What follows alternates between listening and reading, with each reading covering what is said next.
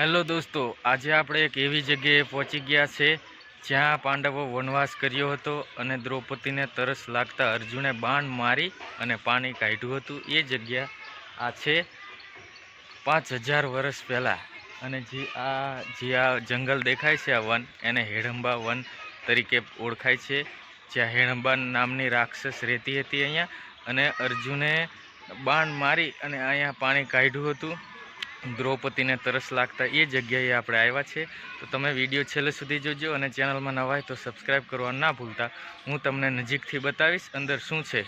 અને આજ સુધી સતત પાણી કૂવાની બહાર નીકળે છે, પાણી ચાલુ છે.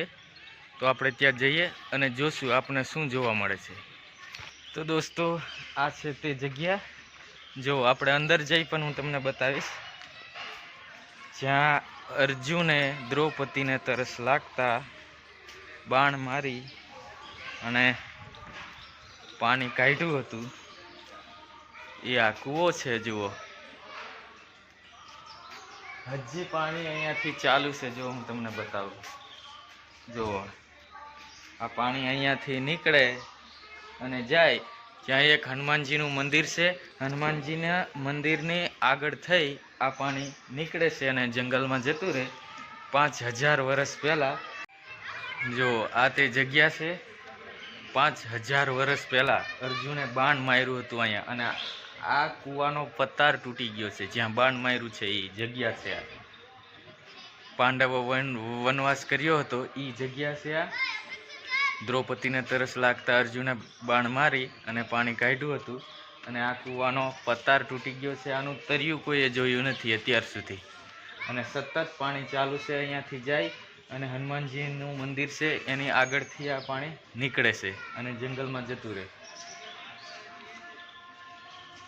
અને આ જે આ જંગલ છે, આ જંગલ એને હિડંબા વન કહેવામાં આવે છે, જ્યાં હિડંબા નામની એક રાક્ષસ રહેતી હતી અહીંયા.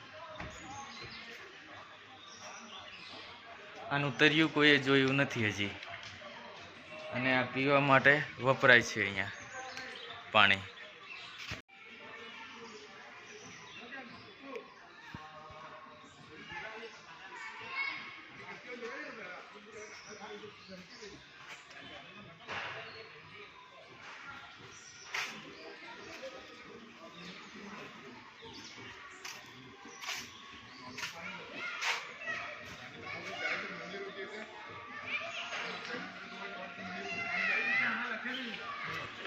જો આ જગ્યા છે.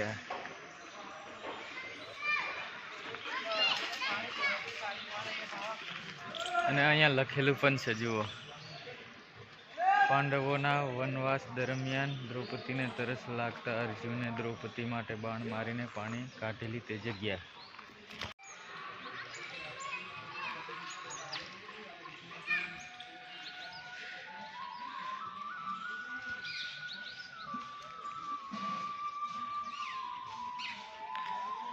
જો આ જંગલની વચ્ચોવચ્ચ છે આ જગ્યા.